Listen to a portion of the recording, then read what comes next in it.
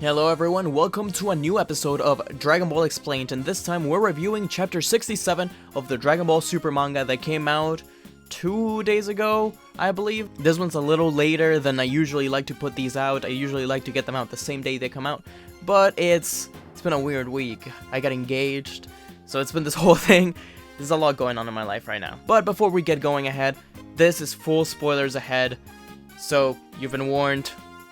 If you haven't read the chapter yet, be sure to do that before we get started. So the chapter begins with Goku and the rest of his friends celebrating a little the defeat of Moro. It's been a long time coming now, and everybody's confused but happy about how it happened. Vegeta in particular is very confused on what exactly happened. Where did that ginormous energy sphere come from? Goku says that, oh, maybe there's still some strong people around on Earth. This is really cool because, as we see later on in Dragon Ball Z's final chapters, Vegeta has already been at least a little bit knowledgeable about what's going on with this person that Goku's waiting for. As you guys know, I'm a huge fan of Oob, so I'm really happy to see him playing, even if it's just a small role in this arc. It just tells me that we're moving forward, even if it's just a little bit. There's other stuff that point towards that as well, such as Pan looking a little bit older. This makes me a little upset because, yes, I'm happy that Pan looks older, but the kids, Trunks and Goten, look the same.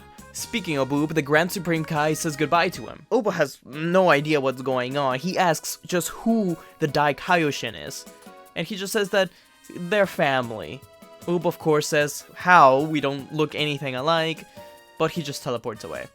He then returns back to being Majin Buu, and Mr. Satan reunites with him, which is very welcome and happy. I love Majin Buu. There's some really nice panels of everyone celebrated on Mr. Satan's house and people getting revived, such as Planet Zune, which was the planets of Puipui's people from the Buu arc, and Planet Namek, stuff like that. People are getting brought back to life after all the destruction. I do think this trope of Dragon Ball, just everything coming back together as normal, is getting a little bit old.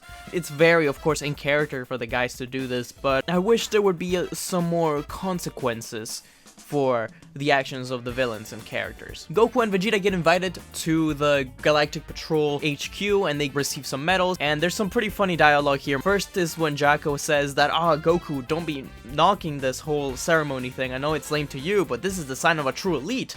And Goku's like, yeah, how many do you have, Jacko? This is only my first. So good. If anything, you can knock Toyotar for a lot of things, but I think the way he writes Jacko and his interactions with other characters, I think is great. There's this other scene where Goku goes in to give a handshake to the Galactic King, and the Galactic King already has his hand out, but Goku instead goes for his middle tentacle. And as we know from many times before, that's not his hand.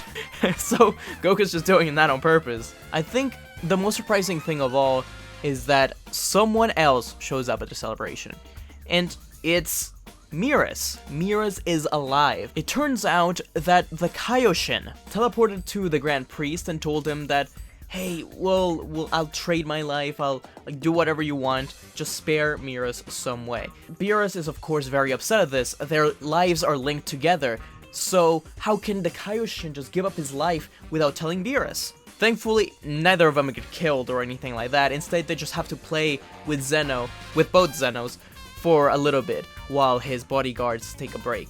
Miras, of course, died in one of the previous chapters. He got saved by only his angel half being destroyed, rather than anything else. So basically, he gave up being an angel to become a galactic patrolman, which, as we've seen throughout this whole arc, was truly his passion. He really learned a lot from Goku and the rest of the Galactic Patrol, and he doesn't mind, apparently, that he's not immortal anymore. I do feel bad for Beerus stands during this chapter, though. That man gets disrespected. Zeno's just pulling his ears, his mouth, his nose, everything. He's getting ridden around like a horse. It's bad, but I'm not a Beerus stan. I love Beerus, he's one of my favorite characters, but I'm truly, as hard as it is to believe, I love the Kaioshin, and I'm a Kaioshin stan. He gets disrespected even more. He already gets to do nothing ever, and he's doing the same thing? Come on now. But it's all in good fun. It's clearly that this is just the post-arc stuff. Everybody's celebrating, everybody's having a good time, at least most people. But time passes, and Jacko, as well as one of the other Galactic Patrolmen, go around to the Galactic Prison, but one of them, strangely enough, says that 7-3, one of the more powerful characters from the last arc, was in fact not a person. He was instead an android that they stole. So the prisoner warns Jacko and the other that they better check the ground side, make sure that he's completely destroyed, or they may have trouble in the future. So Jacko and the Galactic Patrolman do that, and they don't find anything. That's because there's two strange aliens. They look a lot like GT aliens, hiding behind a rock, and they already have a piece of 7-3's head. So we sent her into a spaceship where 7-3 was taken to. There we find an alien named Goichi, and apparently he's requested for 7-3's data to be duplicated into all the other 7-3s. He says that his plan is to take over the entire universe. But here's when we get introduced to an awesome character. This is the first chapter he's been introduced in, and he's already really cool. This guy's name is Granola. He has a really cool design. It's very Toyotaro. I don't really see it as a Toriyama design, so I really think it was Toyotaro that designed him. I may be wrong on this though. But he's this Mad-Eye Moody looking dude.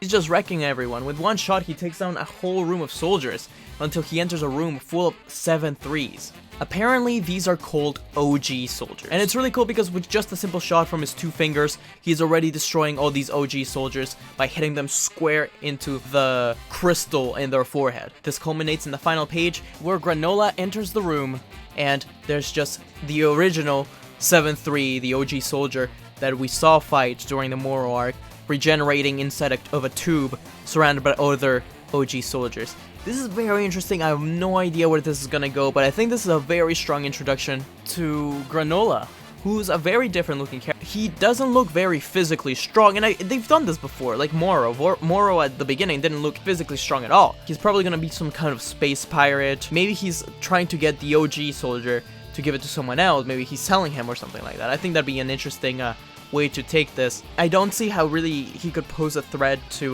the Z fighters, even if he is taking out all these OG soldiers. I trust Toriyama, I trust Toyotaro. I'm sure they will find an interesting way to make this work, and if not, then, you know, I hope it's a short arc.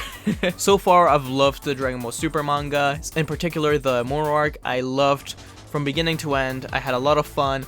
It was rocky at times, sure, but that's just every Dragon Ball arc at this point. I can't wait for it to be adapted. I'm sure it'll look beautiful, especially if they use the Shintani designs. Granola looks like an interesting character. I hope we move forward to the end of Z. Maybe this is the last thing before we get there. I thought the Moro arc was going to be it, but apparently not. Either way, I don't really like to give numbers to chapters or reviews, but I think it's a strong enough start to an arc. I'll give it a 8 out of 10. Not too much happened besides introductions, but I thought it was a very, very strong introduction to this new character. Although, being a Kaioshin stan, maybe I'll bump it down to a 7. Either way, tell me what you guys thought of this chapter down below in the comments.